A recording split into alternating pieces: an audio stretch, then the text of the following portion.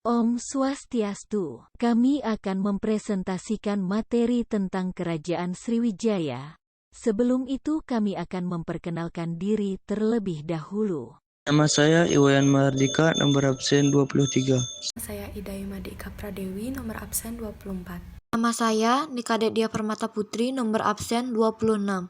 Nama saya Nikade Jenny Julianti, nomor absen 28. Nama saya Nikade Ini Pramesti, nomor absen 29. Kerajaan Sriwijaya. Kerajaan Sriwijaya adalah kerajaan bercorak Buddha yang didirikan oleh Dapunta Sang Sri Jayanasha pada abad ke-7. Dalam bahasa Sanskerta, Sriwijaya berasal dari kata Sri yang berarti cahaya dan Wijaya yang artinya kemenangan. Jadi, Sriwijaya adalah kemenangan yang gemilang. Kerajaan Sriwijaya terletak di tepian Sungai Musi di daerah Palembang, Sumatera Selatan. Pada masanya, kerajaan maritim ini banyak memiliki pengaruh di Nusantara. Kerajaan Sriwijaya mencapai puncak kejayaannya ketika diperintah oleh Raja Balaputra Dewa yang berkuasa pada abad ke-9. Pada masa kejayaannya, Sriwijaya mengontrol perdagangan di jalur utama selatan Malaka dan daerah kekuasaannya meliputi Kamboja, Thailand Selatan, Semenanjung Malaya, Sumatera, dan sebagian Jawa. Selain itu, kebesarannya juga dapat dilihat dari keberhasilannya di beberapa bidang seperti bidang maritim, politik, dan ekonomi. Sejak permulaan terakhir Masehi, hubungan dagang antara India dengan Kepulauan Indonesia sudah ramai. Daerah pantai timur Sumatera menjadi jalur perdagangan yang ramai, dikunjungi para pedagang. Kemudian muncul pusat-pusat perdagangan yang berkembang menjadi pusat kerajaan. Kerajaan-kerajaan kecil di pantai Sumatera bagian timur sekitar abad ke-7, antara lain Tulang Bawang, Melayu, dan Sriwijaya. Dari ketiga kerajaan itu, yang kemudian berhasil berkembang menjadi kejayaannya adalah Sriwijaya. Kerajaan Melayu juga sempat berkembang dengan pusatnya di Jambi pada tahun 692 Masehi. Sriwijaya mengadakan ekspansi ke daerah sekitar Melayu. Melayu dapat ditaklukkan dan berada di bawah kekuasaan Sriwijaya. Letak pusat kerajaan Sriwijaya ada berbagai pendapat. Ada yang berpendapat bahwa pusat kerajaan Sriwijaya ada di Palembang, ada di berpendapat di Jambi, bahkan ada yang berpendapat di luar Indonesia. Akan tetapi, pendapat yang banyak didukung oleh para ahli, pusat kerajaan Sriwijaya berlokasi di Palembang, di dekat pantai dan di tepi Sungai Musi. Ketika pusat kerajaan Sriwijaya di Palembang mulai menunjukkan kemunduran, Sriwijaya berpindah ke Jambi. Sumber sejarah kerajaan Sriwijaya yang penting adalah prasasti. Prasasti-prasasti itu ditulis dengan huruf Pallawa, bahasa yang dipakai bahasa Melayu kuno. Beberapa prasasti itu antara lain sebagai berikut. 1. Prasasti Kedukan Bukit. Prasasti Kedukan Bukit ditemukan di tepi Sungai Tatang dekat Palembang. Prasasti ini berangkat tahun 605 Saka atau 683 Masehi. Isinya antara lain menerangkan bahwa seorang bernama Daputayang mengadakan perjalanan suci Sidayatra dengan menggunakan perahu. Ia berangkat dari Minangkabau dengan membawa tentara 20.000 personel. Yang kedua, Prasasti Talang Tuwo ditemukan di sebelah barat kota Palembang di daerah Talang Tuwo. Prasasti ini berangka tahun 606 Saka atau 684 Masehi. Isinya menyebutkan tentang pembangunan sebuah taman yang disebut Sri Ksetra. Taman ini dibuat oleh Daputayang Sri Jayanangga. Yang keempat, Prasasti Kota Kapur. Prasasti Kota Kapur ditemukan di Pulau Bangka. Berangkat tahun 608 Saka atau 656 Masehi. Isinya terutama permintaan kepada para dewa untuk menjaga kedatuan Sriwijaya dan menghukum setiap orang yang bermaksud jahat. Yang kelima, Prasasti Karangberahi. Prasasti Karangberahi ditemukan di Jambi. Berangkat tahun 608 Saka atau 686 Masehi. Isinya sama dengan isi prasasti Kota Kapur. Beberapa prasasti yang lain yakni prasasti Ligor berangkat tahun 775 Masehi ditemukan di Ligor, Semenanjung Melayu dan prasasti Nalanda di India Timur. Di samping prasasti-prasasti tersebut, berita Cina juga merupakan sumber sejarah Sriwijaya yang penting. Misalnya berita dari I Tising yang pernah tinggal di Sriwijaya. Perkembangan Kerajaan Sriwijaya. Ada beberapa faktor yang mendorong perkembangan Sriwijaya, antara lain: A. Letak geografis. Dari kota Palembang, Palembang sebagai pusat pemerintahan terletak di tepi Sungai Musi. Di depan muara Sungai Musi, terdapat pulau-pulau yang berfungsi sebagai pelindung pelabuhan di muara Sungai Musi. Keadaan seperti ini sangat tepat untuk kegiatan pemerintahan dan pertahanan.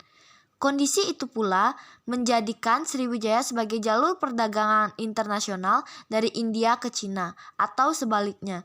Juga kondisi sungai-sungai yang besar, perairan laut yang cukup tenang, serta penduduknya yang berbakat sebagai pelaut ulung. B. Runtuhnya Kerajaan Funan. Di Vietnam, akibat serangan Kamboja, hal ini telah memberi kesempatan Sriwijaya untuk cepat berkembang sebagai negara maritim. Perkembangan politik dan pemerintahan. Kerajaan Sriwijaya mulai berkembang pada abad ke-7. Pada awal perkembangannya, raja disebut dengan Dapunta Yang. Dalam prasasti Kedukan Bukit dan Talang Tuo telah ditulis sebutan Dapunta Yang. Pada abad ke-7, Dapunta Yang banyak melakukan usaha perluasan daerah. Daerah-daerah yang berhasil dikuasai antara lain sebagai berikut: Tulang Bawang yang terletak di daerah Lampung, daerah Kedah yang terletak di pantai barat Semenanjung Melayu, Pulau Bangka yang terletak di pertemuan jalan perdagangan internasional, daerah Jambi terletak di tepi Sungai Batanghari, Tanah Genting Kra merupakan tanah genting bagian utara Semenanjung Melayu, dan yang terakhir, Kerajaan Kalingga dan Mataram kuno. Raja yang terkenal dari kerajaan Sriwijaya adalah Balaputra Dewa. Balaputra Dewa adalah keturunan dari dinasti Syailendra, yakni putra dari Raja Samaratungga dengan Dewi Tara dari Sriwijaya. Memerintah sekitar abad ke-9 M. Pada masa pemerintahannya, Sriwijaya berkembang pesat dan mencapai sama salah satu candi di Kompleks Mauro, Jambi, Kemasan. Hal tersebut dikarenakan dalam prasasti Nalanda, Balaputra Dewa adalah seorang raja yang besar di Sriwijaya. Raja Balaputra Dewa menjalani hubungan erat dengan kerajaan Balangga yang saat itu diperintahkan oleh Raja Dapala Dewa. Raja ini menghadiahkan sebidang tanah kepada Balaputra Dewa untuk pendirian sebuah asrama bagi para belajar dan siswa yang sedang belajar di Nalanda, yang dibayari oleh Balaputra Dewa sebagai drama. Hal itu tercatat dengan baik dalam prasasti Nalanda yang sangat ini berada di Universitas Nawa Nalanda, India. Bahkan bentuk asrama itu mempunyai kemasan anektur dengan Candi Maura Jambi yang berada di Provinsi Jambi. Saat ini hal tersebut menalandakan Sriwijaya memperlihatkan ilmu pengetahuan, terutama pengetahuan agama Buddha dan bahasa Sanskerta sebagai generasi mudanya. Pada tahun 1190 M, Raja menjadi Raja Sriwijaya adalah Sri Sudiamawadewa. Pada masa pemerintah raja itu terjadi serangan Raja Damawangsa dari Raja Jawa bagian timur, akan tetapi serangan itu berhasil digagalkan oleh tentara Sriwijaya. Sri Sudiamawadewa kemudian digantikan oleh putranya yang bernama Marawijayantu Warman. Pada masa pemerintah Marawijayantu Warman, Sriwijaya membina hubungan dengan raja-rajanya dari Comalandala. Pada masa itu Sriwijaya terus mempertahankan kebesarannya. Pada masa kerajaannya, wilayah kekuasaan Sriwijaya cukup luas. Daerah-daerah kekuasaannya antara lain Sumatera dan pulau-pulau sekitar Jawa bagian barat, sebagian Jawa bagian tengah, sebagian Jawa Kalimantan, menunjangkan Melayu, dan hampir seluruh perairan Nusantara. Bahkan Muhammad Yamin menyebutkan Sriwijaya sebagai negara nasional yang pertama. Untuk mengurus setiap daerah, kekuasaan Sriwijaya dipercayakan kepada seorang rakyat atau wakil raja di daerah. Dalam hal ini Sriwijaya sudah mengenal struktur pemerintah. Perkembangan ekonomi Sriwijaya terletak di persimpangan jalan perdagangan internasional. Para pedagang Cina yang akan ke India singgah dahulu di Sriwijaya. Begitu juga para pedagang dan India yang akan ke Cina. Di Sriwijaya pedagang melakukan bongkar muat barang dagangan. Dengan demikian Sriwijaya semakin ramai dan berkembang menjadi pusat perdagangan. Sriwijaya mulai menguasai perdagangan nasional maupun internasional di kawasan perairan Asia Tenggara. Perairan di Laut Natuna, Selat Malaka, Selat Sunda, dan Laut Jawa berada di bawah kekuasaan Sriwijaya. Tampilnya Sriwijaya sebagai pusat perdagangan memberikan kemakmuran bagi rakyat dan negara Sriwijaya. Kapal-kapal yang telah singgah dan melakukan bongkar muat harus membayar pajak. Dalam kegiatan perdagangan, Sriwijaya mengekspor gading, kulit, dan beberapa jenis binatang liar. Sedangkan barang impornya antara lain beras, rempah-rempah, kayu manis, kemenyan, emas, gading, dan binatang. Perkembangan tersebut telah memperkuat kedudukan Sriwijaya sebagai kerajaan maritim. Kerajaan maritim adalah kerajaan yang mengandalkan perekonomian dari kegiatan perdagangan dan hasil-hasil laut.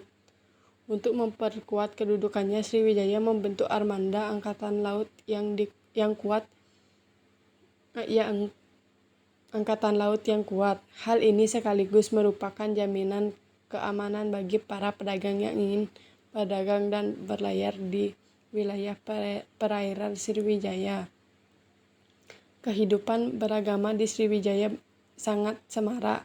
Bahkan Sriwijaya menjadi pusat agama Buddha di Mahayana di seluruh wilayah Asia Tenggara. Diceritakan oleh Insting bahwa di Sriwijaya tinggal ribuan pendeta dan pelajar agama Buddha. Salah seorang pendeta Buddha yang terkenal adalah Sayakriti. Banyak pelajar asing yang datang ke Sriwijaya untuk belajar bahasa Sanskerta.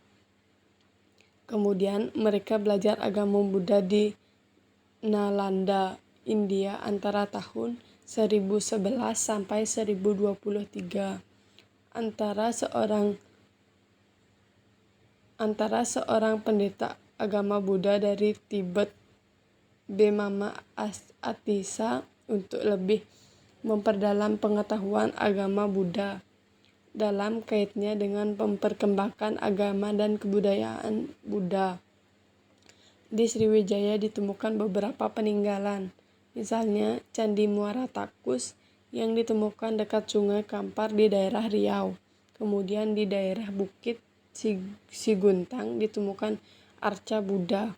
Pada tahun 1006,